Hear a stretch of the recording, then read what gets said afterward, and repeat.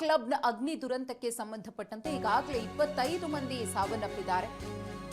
ಇದೀಗ ಅಗ್ನಿ ದುರಂತದ ಮತ್ತೊಂದು ಎಕ್ಸ್ಕ್ಲೂಸಿವ್ ವಿಡಿಯೋ ಲಭ್ಯವಾಗಿದೆ. ವೇದಿಕೆಯ ತುಂಬಾ ಹೊಗೆ ಆವರಿಸಿಕೊಂಡಿತ್ತು. ಆ ಹೊಗೆಯೇ ಬೆಂಕಿಯ ಭೀಕರತೆಯನ್ನ ಸಾರಿ ಹೇಳ್ತಾ ಇದೆ. ಸಂಗೀತ ಕಾರ್ಯಕ್ರಮದ ವೇಳೆ ಬೆಂಕಿ ಕಾಣಿಸಿಕೊಂಡಿತ್ತು. ವೇದಿಕೆಯ ಲೈಟಿಂಗ್ ಭಾಗದಲ್ಲಿ ಬೆಂಕಿ ಹೊತ್ಕೊಂಡಿತ್ತು. ಬೆಂಕಿ ನಂದಿಸಲು ವೇದಿಕೆ ಮೇಲಿದ್ದ ಜನರೇ ಯತ್ನವನ್ನ ಪಡ್ತಾರೆ. ಆದ್ರೆ ಕ್ಷಣ ಮಾತ್ರದಲ್ಲಿ ಬೆಂಕಿಯ ಕೆನ್ನಾಲಗೆ ಸಂಪೂರ್ಣವಾಗಿ ಆ ಪ್ರದೇಶವನ್ನ ವ್ಯಾಪಿಸಿಕೊಳ್ಳುತ್ತೆ. ಬೆಂಕಿ ಕಾಣಿಸ್ಕೊಳ್ತಾ ಇದ್ದಂತೆ ಸಂಗೀತ ಕಾರ್ಯಕ್ರಮ ಕೂಡ ಸ್ಥಗಿತಗೊಳ್ಳುತ್ತೆ. ಗಮನಿಸ್ತಾ ಇದ್ದೀರಿ, ಆ ವೇದಿಕೆ ಮೇಲೆ ನೃತ್ಯಗಾರ್ತಿ ನೃತ್ಯವನ್ನ ಮಾಡ್ತಾ ಇದ್ದಂತಹ ಸಂದರ್ಭದಲ್ಲೇ ಅಲ್ಲಿ ಹೊಗೆ ಕಾಣಿಸ್ಕೊಳ್ಳುತ್ತೆ. ಬೆಂಕಿ ಕೂಡ ಅಲ್ಲಿ ಕಂಡು ಬರುತ್ತೆ. ಅಲ್ಲಿ ಬೆಂಕಿ ಕಾಣಿಸ್ಕೊಂಡದ್ದು ಯಾರ ಗಮನಕ್ಕೂ ಕೂಡ ತತ್ಕ್ಷಣಕ್ಕೆ ಬಂದಿಲ್ಲ. ಅವ್ರ ಪಾಡಿಗೆ ಅವರೆಲ್ಲರೂ ಕೂಡ ಬ್ಯುಸಿ ಇದ್ದಾರೆ. ಆದರೆ ಆ ಬೆಂಕಿ ಹೆಚ್ಚಾಗ್ತಾ ಹೋಗುತ್ತೆ. ಸಂಪೂರ್ಣವಾಗಿ ನಂತರದಲ್ಲಿ ಆ ಕ್ಲಬ್ಬನ್ನೇ ವ್ಯಾಪಿಸ್ಕೊಳ್ಳುತ್ತೆ. ಆರಂಭದಲ್ಲಿ ಅಲ್ಲಿದ್ದವರು ಕೂಡ ಬೆಂಕಿಯನ್ನು ನಂದಿಸೋಕೆ ಪ್ರಯತ್ನವನ್ನು ಪಡ್ತಾರೆ. ಆದರೆ ಅದು ಸಾಧ್ಯವೇ ಆಗೋದಿಲ್ಲ. ಸಂಪೂರ್ಣವಾಗಿ ಕ್ಲಬ್ಬನ್ನು ವ್ಯಾಪಿಸ್ಕೊಂಡು ಹೊತ್ತಿ ಉರಿಯುತ್ತೆ ಇಡೀ ಕ್ಲಬ್. ಆ ಪೈಕಿ ಸುಮಾರು 25 ಮಂದಿ ಬೆಂಕಿಗಾಹುತಿ ಆಗ್ತಾರೆ, ಸಜೀವ ದಹನವಾಗ್ತಾರೆ. ಸುಮಾರು 50ಕ್ಕೂ ಹೆಚ್ಚು ಮಂದಿ ಗಂಭೀರವಾಗಿ ಗಾಯಗೊಳ್ತಾರೆ. ಇನ್ನೂ ಗಾಯಾಳುಗಳ ಸ್ಥಿತಿ ಗಂಭೀರವಾಗಿಯೇ ಇದೆ. ಆ ಒಂದು ಅಗ್ನಿ ಅವಘಡದ ಭೀಕರತೆ ಹೇಗಿತ್ತು ಅನ್ನೋದು ಈಗಾಗಲೇ ಒಂದೊಂದೇ ದೃಶ್ಯಗಳು ರಿವೀಲ್ ಆಗ್ತಾ ಇದೆಯಲ್ಲ, ಅದರಿಂದ ಗೊತ್ತಾಗ್ತಾ ಇದೆ. ಒಂದಷ್ಟು ಬೇಜವಾಬ್ದಾರಿತನದ ಮಾತುಗಳು ಕೂಡ ಕೇಳಿ ಬರ್ತಾ ಇದೆ ಆ ಕ್ಲಬ್ನವರಿಂದ. ಏನೆಲ್ಲ ಎಡವಟ್ಟುಗಳಾಯ್ತು ಅನ್ನೋದ್ರ ಬಗ್ಗೆ ಆರೋಪಗಳು ಕೂಡ ಈಗ ಕೇಳಿ ಬರ್ತಿದೆ. ಹಾಗೆ ಈ ನೈಟ್ ಕ್ಲಬ್ನಲ್ಲಿ ಭಾರಿ ಅಗ್ನಿ ಅವಘಡ ಸಂಭವಿಸಿರುವ ವಿಚಾರವಾಗಿ ಈಗ ಗೋವಾದಾದ್ಯಂತ ಇದು ಬಹಳ ಒಂದು ರೀತಿ ಆತಂಕದ ವಾತಾವರಣ ಕೂಡ ಸೃಷ್ಟಿ ಮಾಡಿಬಿಡ್ತು. 4 ಜನರ ತಂಡದಿಂದ ಈಗ ಘಟನಾ ಸ್ಥಳದಲ್ಲಿ ಅಂದ್ರೆ FSL ಟೀಮ್ ಶೋಧ ಕಾರ್ಯವನ್ನ ನಡೆಸ್ತಾ ಇದೆ. ಅವಶೇಷಗಳನ್ನ ಲ್ಯಾಬ್ಗೆ ರವಾನಿಸ್ತಾರೆ ಅಧಿಕಾರಿಗಳು ಅನ್ನೋದು ಗೊತ್ತಾಗ್ತಾ ಇದೆ. ಘಟನೆ ನಡೆದಿದ್ದು ಹೇಗೆ ಅನ್ನೋದ್ರ ಬಗ್ಗೆ ಈಗ ಪರಿಶೀಲನೆ ನಡೆಸುವಂತ ಅಥವಾ ತನಿಖೆ ಆಗ್ಬೇಕಾದಂತ ಅನಿವಾರ್ಯತೆ ಇದೆ.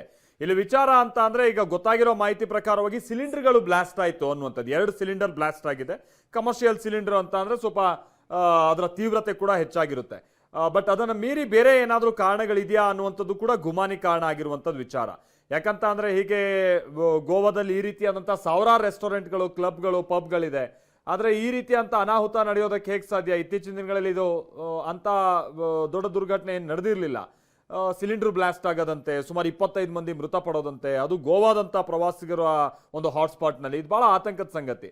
ಹಾಗಾಗಿ ಬೇರೆ ಏನಾದರೂ ಕಾರಣ ಇದೆಯಾ ಅನ್ನುವಂಥದ್ದು ವಿಚಾರವಾಗಿಯೂ ಕೂಡ ಈಗ ಗಮನ ಕೊಡಬೇಕಾದಂಥದ್ದು ಅನಿವಾರ್ಯತೆ ಇದೆ. ಅಕಸ್ಮಾತ್ ಸಿಲಿಂಡರ್ ಬ್ಲಾಸ್ಟೇ ಆಗಿದ್ರೂ ಕೂಡ ಹೇಗಾಯ್ತು, ಏನು ಎತ್ತ ಅನ್ನುವಂಥದ್ದನ್ನ ತನಿಖೆಯ ನಿಟ್ಟಿನಲ್ಲಿ FSL ತಂಡ ಕೂಡ ಈಗ ಭೇಟಿ ಕೊಟ್ಟು ಪರಿಶೀಲನೆ ಮಾಡ್ತಾ ಇದೆ. 4 ಜನರ FSL ತಂಡ ಈಗ ಸದ್ಯ ಆ ಕ್ಲಬ್ನಲ್ಲಿ ಇದೆ ಅನ್ನುವಂಥದ್ದು ಗೊತ್ತಾಗ್ತಾ ಇರುವಂಥದ್ದು ಸಂಗತಿ. ಘಟನೆಗೆ ಏನು ಕಾರಣ ಆಗಿರ್ಬೋದು ಅನ್ನುವಂಥ ನಿಖರ ಮಾಹಿತಿ ತಿಳ್ಕೊಳ್ಳುವಂಥ ನಿಟ್ಟಿನಲ್ಲಿ FSL ತಂಡದ ವರದಿ ಕೂಡ ಅತಿ ಮುಖ್ಯ ಆಗುತ್ತೆ. ಇನ್ನು ಗೋವಾದ ನೈಟ್ ಕ್ಲಬ್ನಲ್ಲಿ ಅಗ್ನಿ ಅವಘಡ ಆಗಿ 29 ಮಂದಿ ಸಾವನ್ನಪ್ಪಿದ್ರು. ಬೆಂಕಿ ದುರಂತದಿಂದ ಇದೀಗ ಬಿರ್ಚ್ ಕ್ಲಬ್ ಬಂದ್ ಆಗಿದೆ.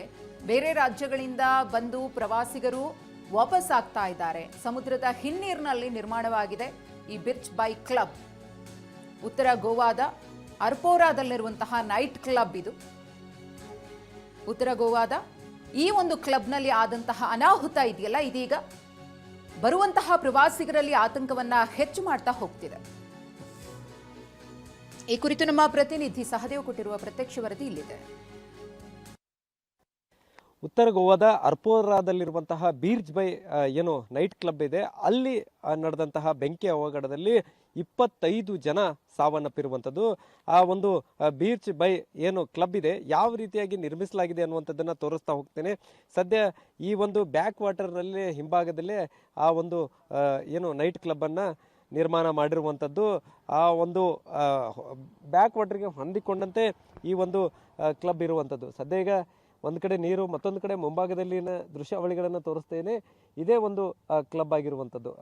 ಈ ಒಂದು ಕ್ಲಬ್ನಲ್ಲಿ ರಾತ್ರಿ 12:30 ಸುಮಾರಿಗೆ ಮೇಲ್ಭಾಗದಲ್ಲಿ ವೇದಿಕೆಯ ಮೇಲ್ಭಾಗದಿಂದ ಸ್ಲೋ ಆಗಿ ಒಂದು ಬೆಂಕಿಯ ಕಿಡಿ ಹೊತ್ತಿಕೊಳ್ಳುತ್ತೆ.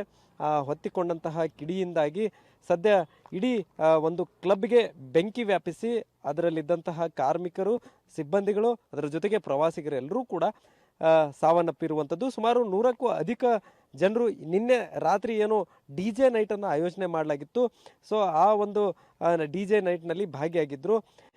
ಸದ್ಯ ಈಗ ಘಟನೆ ಸಂಬಂಧ ಈ ಒಂದು ಕ್ಲಬ್ನ ಮಾಲೀಕರು ಅದರ ಜೊತೆಗೆ ನಿನ್ನೆ ಯಾರು ಕಾರ್ಯಕ್ರಮ ಆಯೋಜನೆ ಮಾಡಿದ್ರು ಅವರ ವಿರುದ್ಧ ಈಗಾಗಲೇ FIR ದಾಖಲಾಗಿರುವಂಥದ್ದು. ಅದರ ಜೊತೆಗೆ ಈಗಾಗಲೇ ಫಾರೆನ್ಸಿಕ್ ಸೈನ್ಸ್ ತಂಡ ಕೂಡ ಸ್ಥಳಕ್ಕೆ ಭೇಟಿಯನ್ನು ಕೊಟ್ಟಿದೆ. ಸೊ 2 ದಿನ ವೀಕೆಂಡ್ ಆಗಿರುವಂಥ ಕಾರಣಕ್ಕಾಗಿ DJ ನೈಟ್ಗಳನ್ನು ಆಯೋಜನೆ ಮಾಡ್ಕೊಂಡು ಬಂದಿದ್ರು. ಸೊ ಇವತ್ತು ಕೆಲವೊಂದಿಷ್ಟು ಜನ ಹೊರ ರಾಜ್ಯದಿಂದ ಬರುವಂಥವ್ರಿಗೆ ಸದ್ಯದ ಮಾಹಿತಿ ಇಲ್ಲದಕ್ಕೆ ಕ್ಲಬ್ಗೆ ಬರುವಂಥದ್ದನ್ನು ಕೂಡ ಗಮನಿಸಬಹುದಾಗಿದೆ ದೃಶ್ಯಾವಳಿಗಳಲ್ಲಿ. ಸೊ ಅವರಿಗೆ ಯಾವುದೇ ರೀತಿಯಾದಂತಹ ಮಾಹಿತಿ ಇಲ್ಲದ ಕಾರಣ ಎಂದಿನಂತೆ ಇವತ್ತೇ ವೀಕೆಂಡ್ ನೈಟ್ ಪಾರ್ಟಿಗೆ ಬರಬೇಕಂತ ಹೇಳಿ ಸಾಕಷ್ಟು ಜನರು ಇನ್ನೂ ಕೂಡ ಬರ್ತಾ ಇದ್ದಾರೆ. ಆದರೆ ಕಂಪ್ಲೀಟ್ ಆಗಿ ಈಗ ಈ ಒಂದು ಕ್ಲಬ್ಬನ್ನು ಪೊಲೀಸರೇ ತಮ್ಮ ಏನು ಹಿಡಿತದಲ್ಲಿ ಇಟ್ಕೊಂಡಿರುವಂಥದ್ದು. ಅದರ ಜೊತೆಗೆ ಪ್ರಕರಣವನ್ನು ಈಗಾಗಲೇ ನ್ಯಾಯಾಂಗ ತನಿಖೆಗೆ ಒಪ್ಪಿಸಲಾಗಿದೆ. ಇನ್ನು ಮಾಲೀಕರ ವಿರುದ್ಧ ಕೂಡ ಕ್ರಮ ಆಗಬೇಕನ್ನುವಂಥ ನಿಟ್ಟಿನಲ್ಲಿ ಒತ್ತಾಯ ಕೂಡ ಕೇಳಿ ಬಂದಿರುವಂಥದ್ದು. ಸದ್ಯ ಈಗ ಮರಣೋತ್ತರ ಪರೀಕ್ಷೆ ಕೂಡ 25 ಜನರ ಮರಣೋತ್ತರ ಪರೀಕ್ಷೆ ಕೂಡ ನಡೀತಾ ಇರುವಂಥದ್ದು. ಅದರ ಜೊತೆಗೆ ಘಟನೆಗೆ ಯಾವುದೇ ರೀತಿಯಾದಂತಹ ಸುರಕ್ಷತಾ ಕ್ರಮಗಳನ್ನು ತೆಗೆದುಕೊಳ್ಳಿದ್ದೇ ಕಾರಣ ಅನ್ನುವಂಥದ್ದು ಮೇಲ್ನೋಟಕ್ಕೆ ಕಂಡು ಬರ್ತಾ ಇರುವಂಥ ಕಾರಣಕ್ಕಾಗಿ ಇಲ್ಲಿರುವಂತಹ ಸ್ಥಳೀಯ ಮ್ಯಾನೇಜರ್ ಆಗಿರ್ಬೋದು, ಅದರ ಜೊತೆಗೆ ಮಾಲೀಕರಾಗಿರ್ಬೋದು, ಮತ್ತು ನಿನ್ನೆ DJ ನೈಟ್ ಯಾರು ಆಯೋಜನೆ ಮಾಡಿದ್ರು ಆಯೋಜಕರ ವಿರುದ್ಧ ಕ್ರಮ ಕೈಗೊಳ್ಳಬೇಕನ್ನುವಂಥದ್ದು. ಮತ್ತು ನಿನ್ನೆ ಇನ್ನೂ ಒಂದು ಏನಂತಂದರೆ ಹೊರ ದೇಶದಿಂದ ಡ್ಯಾನ್ಸರ್ಗಳನ್ನು ಕೂಡ ಕರೆಸಿದ್ರು ಅನ್ನುವಂಥದ್ದು. ಸೊ ಅವರ ಸ್ಥಿತಿಗತಿ ಏನಾಯ್ತು ಅನ್ನುವಂಥದ್ದನ್ನು ಕೂಡ ಎಲ್ಲೂ ಪೊಲೀಸರು ಬಿಟ್ಕೊಡ್ತಾ ಇಲ್ಲ ಮತ್ತು ಕ್ಲಬ್ನವರು ಕೂಡ ಬಿಟ್ಕೊಡ್ತಾ ಇಲ್ಲ. ಒಟ್ಟಾರೆ ಈ ಘಟನೆಯಿಂದ ಇಡೀ ಗೋವಾ ಬೆಚ್ಚಿ ಬಿದ್ದಿರುವಂಥದ್ದು. ಅದರಲ್ಲೂ ಈಗ ಕ್ರಿಸ್ಮಸ್, ಅದರ ಜೊತೆಗೆ ಜನವರಿ ಅಂದರೆ ಹೊಸ ವರ್ಷದ ಸಂದರ್ಭದಲ್ಲಿ ಹೆಚ್ಚಿನ ಸಂಖ್ಯೆಯಲ್ಲಿ ಪ್ರವಾಸಿಗರು ಬರ್ತಾರೆ. ಈ ಘಟನೆಯಿಂದ ಸಾಕಷ್ಟು ಜನ ಎಲ್ಲೋ ಒಂದು ಕಡೆ ಭಯಗೊಂಡಿರುವಂಥದ್ದು. ಕ್ಯಾಮರಾಮನ್ ಪ್ರವೀಣ್ ಜೊತೆ ಸಹದೇವ್ ಮಾನೆ, TV9 ಗೋವಾ.